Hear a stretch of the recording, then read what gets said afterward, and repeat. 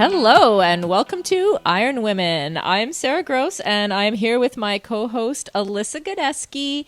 This week on the show, we have Hillary Biscay joining us to tell us all about her adoption story. She just adopted a wonderful little baby girl, and we're going to hear from Hillary later in the show. But Alyssa, how was your weekend? It was great, Sarah. I love that the season is now in full swing. It seems like if I'm not racing, I'm getting to watch everyone else race their hearts out. And so it was a lot of fun to see some of the women that we've chatted with recently race Ironman Brazil. Right, and Ironman Brazil, it's a regional championships, right? So pretty big race, big prize money, South American championships. Exactly. And so Haley Chura and Lindsay Corbin, who we both talked to recently, both did quite well. Haley was third and Lindsay came in fifth. I believe that puts Lindsay in a solid place to go to Kona this year, which I think she's excited about. And that puts Haley on the bubble. So we'll be rooting for her. Yeah, amazing. We love talking to both of those women in recent episodes. And in other good news from the pro world this week, Amy Marsh, pro triathlete Amy Marsh, who 2.5 years ago had, now let me just try to pronounce this right, acute myeloid leukemia. Okay, I remember seeing Amy at a race in Calgary where she was feeling really fatigued and she thought she was run down. And shortly after that, she was diagnosed with this leukemia. And she's had 5 rounds of chemotherapy, and then she received a bone marrow transplant, which worked, thankfully. And after months of rehab, she has come back and just finished her first sprint race. So amazing news about Amy. Yeah, it's so exciting to hear. I actually listened to something the other day that mentioned she might have even been kind of getting sick the year. I believe she won Raleigh 70.3, which is actually where I'm headed for this upcoming weekend. So I'll be channeling some of her inspiration. It's a really great story to hear that she's back at it and staying in the sport. Yeah, and Amy, in 2011, this makes me feel very old, but in 2011, I had one of the most fun trips I had in my pro career. You almost said funnest. I almost said funnest. You caught me. I thought, no, we're on a podcast. I need to say most fun, proper English. I thought I caught myself, but thanks for that. You're welcome. The funnest trip of my pro career was Ironman Brazil 2011, and that was one of the years that Amy Marsh won that Ironman. So she was an amazing athlete, and we're very happy to see her back to life, effectively. Congratulations, Amy. We are behind you all the way here. Coming up right now, we have Hillary Biscay. So Hillary's been on the show before. She's one of our faves. She's the Smash Fest queen. She coaches a number of people. Ironman champion, Ultraman world champion. What else can we say about Hillary? Puppy mom, new adoptive human baby mom. All of the things basically describe Hillary. Married to Mikey Twelsick, who also a multiple Ironman champion. Very talented athlete. So we're excited to talk to Hillary about her adoption story, basically. And I'm excited to ask her some questions about what went down. Hillary, welcome to the show. It's great to have you back. Thanks for having me. I'm happy to chat with you guys. Yeah, I think this is your third time on the show. So I think that you co-hosted the very first show that I did of IronWomen when Daniela Riff had just won the world champs for the first time. So that was, 2015? Yeah. Back on again on our New Year's edition. So you're a regular on the show and we love having you. And this time we're talking about a topic that's so close to both of our hearts, adoption, because you have recently adopted a wonderful baby girl. How's it going so far? Motherhood is amazing. I'm still pinching myself that we got so lucky to have our little Madison. She's just over 8 months now, and even this morning she was there playing in front of me while I was working, and I turned to my husband and said I could literally get no work done all day and just sit here and watch her because it really never gets old. I mean, she's just the cutest. And she's at such a cute stage right now, Hillary. I think everyone's enjoying your updates with the pictures that you post. I'm slightly obsessive.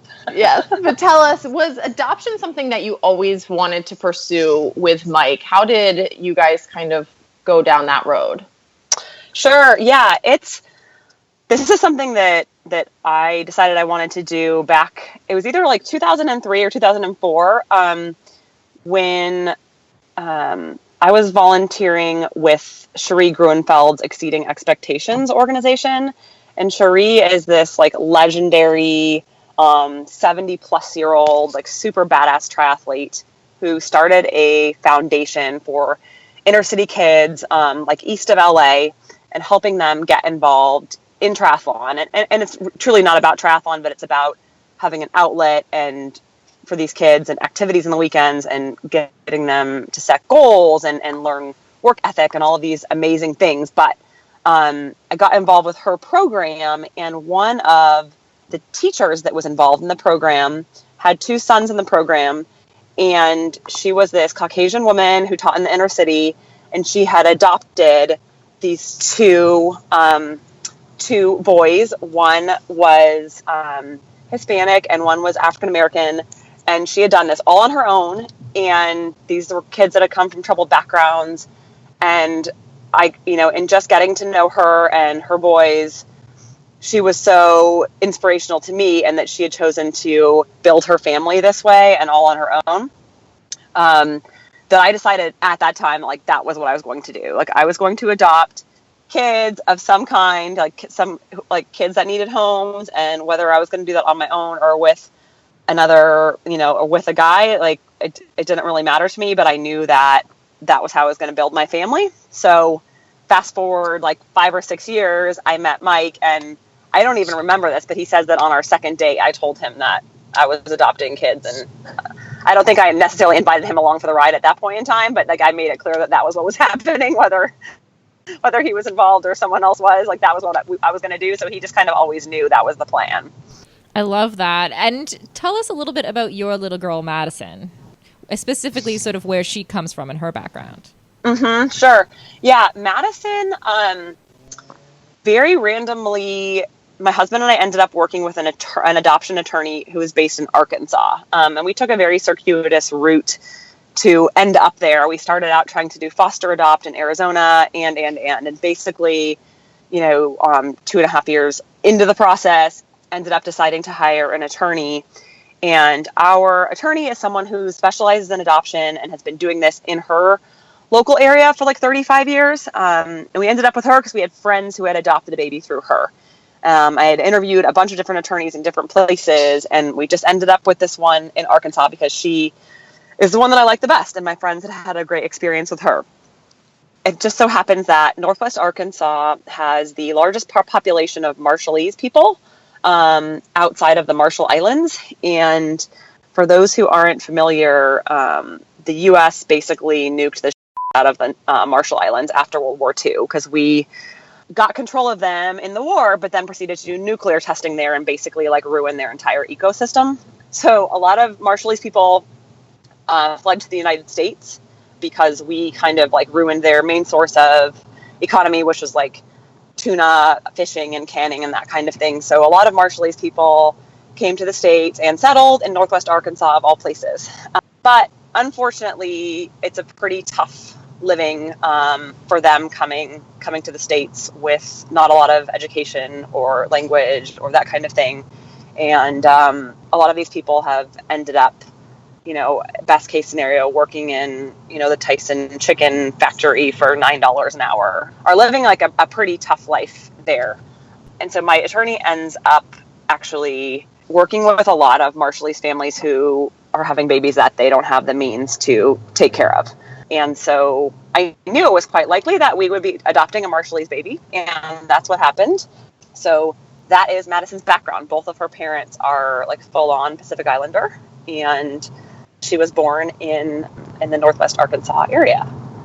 And so, Hillary, you have this lawyer, and she works with this community of people who, need the help. And it's from there, was it a pretty simple process of this is the family you're matched with, this is when the baby comes, that kind of thing? I feel like it's definitely more of a roller coaster process than that. Yeah, it definitely was. from the time that we hired our attorney, it was actually relatively quick in the scheme of things. Like from the time we hired her until Madison was born, it was about 15 months. But mind you, we had done about 2.5 years of work and chasing different options for leading up to this. But we were initially matched with a birth mom and thought we were expecting a baby boy at the end of August last year. And we actually got the call that he was being born and flew out to Arkansas to arrive the next day. And we spent 2 days in the hospital with the birth mom and the baby boy and taking care of him. And after 2 days, the birth mom decided she wanted to parent this boy. And thankfully, our attorney did a wonderful job of, mentally preparing us for the fact that, like, the adoption might not work out for whatever reason. And she was very, very strict with us, like, do not buy anything, do not, like, all you can bring with you is 6 onesies and, like, some formula. I mean, it was literally like, she wouldn't let us spend money, buy anything, because she just knew that there's always quite a good chance that something's going to fall through, just due to the nature of this process.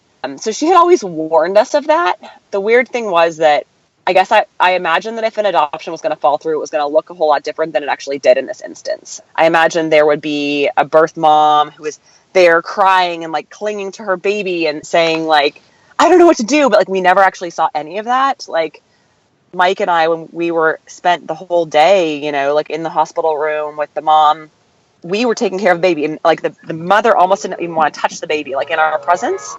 So it was nothing like I had imagined that would have played out.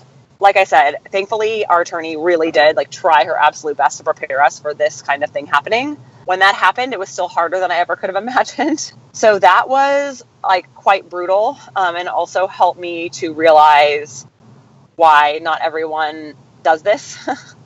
Of course, I think adoption is like the greatest thing ever. So a lot of times I don't understand why people, maybe go to such like great and seemingly extreme lengths to like produce genetic offspring when maybe their body doesn't want to cooperate or that kind of thing. Like, I'm always like, well, why wouldn't they just adopt? Adoption is so amazing. But I get it. Like, I mean, I see like it's a roller coaster, and like that was absolutely heartbreaking and super tough. But I would do it, a million times over to get our Madison again. And, after that fell through, our attorney said to Mike and I, go home and think about whether you want to like put yourselves through this again. And I just unequivocally said, like, absolutely, like, we're doing this. Like, we are going to like meet our baby one way or another. Like, bring it. Like, this is whatever it takes. I think Mikey was a little bit more hesitant. He's much more sensitive than I am. And not to say that I wasn't heartbroken, which I absolutely was, but I just knew, like, I had my eye on the prize, and this is what we're doing. And my big thing that I learned through this process is I think that you have to be stronger than the process, right? And if you stick with it, like, you do end up with a kid at the end of the thing. So we went home, and our attorney called us like 2 weeks later and said, I have a mom who's due November 3rd with a baby girl. Are you interested? And we said, absolutely. And that was Monday. And on Saturday, September 24th, I was out on a bike ride and my phone rang, and it was my attorney saying, your baby's being born today. So tell us about that a little bit. I remember, Hillary, getting a photo from you of a Mikey still in his cycling kit in the airplane. So didn't someone have to literally kind of rip him off the road and take him to the airport? What happened there? That is exactly what happened. Actually, yeah, it was crazy. We were both out on bike rides that day with, like, I was out with my girlfriends and he was out with his guy friends. So we were on 2 different bike rides in 2 totally different places of San Diego County. And I happened to be like an hour from home when I got the call, and it was super weird because I don't even ride with my ringer on, and I sure as heck, if my ringer happens to be on, don't even look at or answer my phone if I'm riding.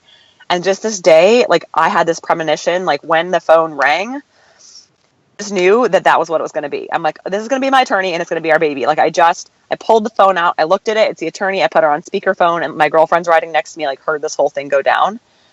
And it was just the craziest thing. Like I just knew before I even looked at the phone that this is what was happening. And so I answered it and like drove home while like speed dialing like my parents and Mikey over and over and over trying to get a hold of him, and still couldn't find him. But I thought surely within the next couple hours I'll find him. So I got home and booked plane tickets for us to leave like 3 hours later. And at this point, Madison wasn't born yet, but our attorney had said it's going to happen like in the next couple hours. And this is not the most like easy place to get to. No one flies direct from San Diego. So it was going to be like, 11 hours of travel or something just to get there. And so I booked these plane tickets, assuming that I'm going to find my husband in the meantime while I don't find him. And it gets to the point where I'm driving to the airport and I still haven't found Mikey. And, but what I did know was like the general location where he was riding. So I ended up calling our friend Brent to have him go out in his car and look for Mikey. And so he went out in his car, and thankfully Mikey was riding laps of Fiesta Island, which happens to be near the airport. And Brent ended up like pulling his car over to the side of the road on the island and just waiting as people were making laps around the island. And Mikey rolled up and is like, "Oh, hey, Muffin." Muffin's what we call our friend Brent. He's like, "Oh, hey, Muffin. Oh, you're here for..." Muffin was in his running clothes because he had just gone for a run, and I had sent him into the car immediately. "Oh, you're here running? Oh, did you have a nice run?" He's like, "No, I'm here to get you. You got to get in the car. You're having your baby." And Mikey's like, "What the hell?" And Brent's just like, "Get in the car and we'll explain it to you when you get in the car." And sure enough, like he literally dropped Mikey off with a pair of his shoes and Mikey's cycling kit at the curb at the airport. And I think he was on the curb like 20 minutes before the plane was taking off. Like we literally had to still beg our way through security. I was flashing baby photos because at this point Madison had been born. So I was flashing her picture that my attorney had texted to us to people in the line of security to get them to let us to go through. And that was how that happened.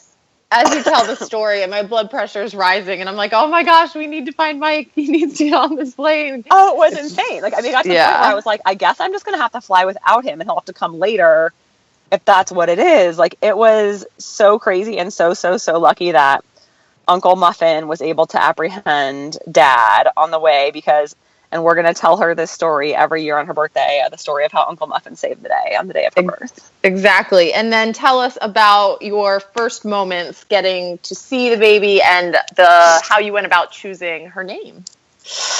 Gosh, seeing her was crazy. And like those first couple of days were like really super weird because it was like really like PTSD because it was the exact same hospital. Like we were on the plane going back 3 weeks to the day that we had left there, like brokenhearted.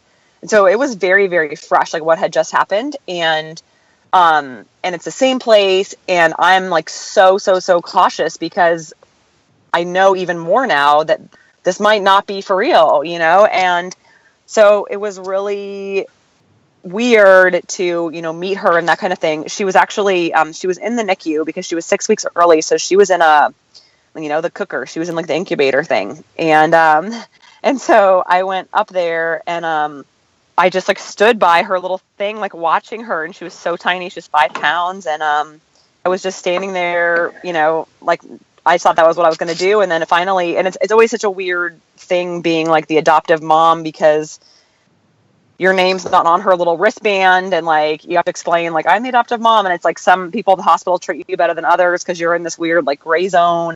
And her birth mom wasn't with her, but I just still didn't, you never want to like overstep your bounds because you don't really know what your position is quite yet.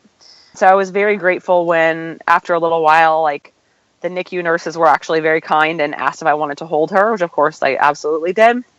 So I did get to like hold her and like have her sleep on me like that first night, only probably 10 hours after she was born, 10 or 11 hours. So that was like really, really special. But at the same time, you're just like so cautiously optimistic in those first days. And Mike and I had her name picked out like on our way out there. But again, we didn't tell anyone until the mom, her birth mom had outdone her period of time where she could change her mind. So that for us, that was almost 10 days after Madison was born. So for like 10 days, it was just like the baby. And we didn't want to jinx it. We named her Madison because I'm obsessed with Madison, Wisconsin. And Mikey and I both won the Ironman there. And so it's a very, very special place to us. Mikey's actually won the Ironman twice. I've raced her 6 times. Like, it's just the best. I feel like my homestay mom in Madison is like my adopted mom as well. And it's just such a special like place for us, and we loved it as a name. So that's where that came from. And my grandpa was named Frank, and he was just the best. He was the guy who, like, in his 80s would get up at 5 a.m. 4:30 actually, to drop me off at swim practice at 5 a.m. He was just so amazing. So, and his name was Frank, so she gets Frankie because she's a girl. So Madison Frankie is where her name came from, and then she gets my last name because I have a very progressive husband. Hillary, I'm really conscious of your time here, but it feels sort of like the first part of your adoption story. So I'm hoping that you'll come back another time and we can continue this conversation. Totally. Anytime. I love to talk about it. Well, thank you so much for joining us today, and I'll circle back with you and we'll have you back on again. Perfect. Thanks, ladies. So, Sara, you're adopted, aren't you? I am, yeah. And you recently have some exciting news there, right? You found your birth mother. Yeah, so I recently got in contact with my birth mother, and actually a half sister and half brother that I never knew I had. So it's actually been really cool. Very cool. And now, is that something you always thought you would pursue? You know, that's an interesting question. I wasn't always... I think I knew that eventually I would pursue it, but it wasn't something that ate away at me, if that makes sense. So I felt like, you know, my adoptive parents, the parents that I grew up with, the people who are my parents, you know, I obviously had a great upbringing. I had no complaints about that. So I actually felt that a lot of adopted people will kind of use their adoption as an excuse for the kind of voids in their life, if that makes sense. Like, but for me, I didn't want to put all of my weaknesses or the void or my loneliness, if that like that we all have. I didn't want to put all of that into this adoption basket and put all of it on that. Like, I had to know that when I was getting in touch with my birth family, that it had to be a new relationship, because you're meeting someone that you don't know for the first time, and going into that with too many expectations, I thought would probably kill it early. So that was what I really wanted to avoid. So I had to make sure that I was sort of going into it knowing that I'm meeting some people that I don't really know, but that I have a connection to of some kind. And so was that connection clear to you? And what was that experience like? Yeah, you know, the connection was maybe a little bit stronger than I expected. I think because I went in, I set myself up with such low expectations that when I went in, I thought, you know, getting to know my birth mom, actually, we talk now and then on Skype, and it's been good to get to know her. I see similarities between her and I. There's definitely some physical similarities that I don't have with my own family that raised me. So that's been really interesting. And to see similarities. Every once in a while I see a similarity in the way that she laughs, or just the way that she is, that I think, oh yeah, some things are actually, you know, nature instead of nurture. Sure. And so you have a lovely daughter. She's 6 or 7 now, yeah, right? She's I 6. believe. Yeah, she's in grade 1. Mm-hmm. And with your own adoption experience, was adoption something that you had considered when you were looking at having a baby? You know, I think because I am adopted, it actually was something that I never really wanted to do. That makes that's sense. interesting. I don't have, up until Rosie was born, I didn't actually have anyone in my world that I was connected to biologically. And so she's the first person that I've ever known that I share DNA with. And so I think that was pretty important to me, to have that in my life. Now I understand completely why people adopt. And it was amazing to hear Hillary's reasons, which I think are all the right reasons. But yeah, I didn't, I had the opposite feeling. And are you kind of in a process of finding other people, like your birth father or anything, or are you just kind of focused on cultivating these new relationships that you have? So this is kind of funny, but I found my birth father on Facebook. Actually, Facebook is how I found out. I actually, when I first reached out to my biological family, I reached out to a woman who turned out to be my half-sister on Facebook.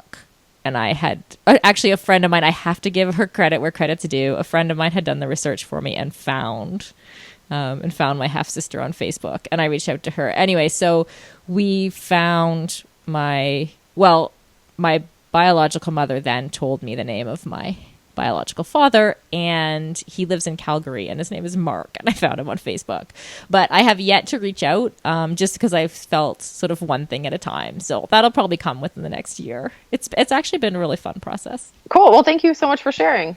Yeah, I definitely look forward to continuing this conversation with Hillary as well. And listeners, if you have any questions about adoption, about what it takes to be an adoptive mom, or what it might be like to be adopted and be raised by an adoptive family, definitely put those on our Facebook page and let us know, because next time we have Hillary on, we want to ask her all of your questions. So please share those with us. And in the meantime, check out all of our back episodes of Iron Women. You can find them at wispsports.com. We have new navigation on our website, so it is easy to find triathlon on there. Just go to sports. A big mega menu drops down, click on triathlon, and you will find all the amazing triathlon content right there on wispsports.com. We also have a great new show about field hockey called The Circle, all about women's field hockey, and that has gone live just this week on Wisp Sports. And also, don't miss a thing by signing up for our newsletter, which actually, I apologize for this, but it does pop out at you when you open our website. And you can sign up right there for the newsletter, and you can get yourself into a draw for a Cheetah sports bra, which is this amazing compression bra that helps any woman who does, for example, running, which I know some triathletes happen to do. So sign up for the newsletter. You have a chance to win a Cheetah sports bra. And of course, join the amazing Alyssa, Godesky, and I next time on Iron Women.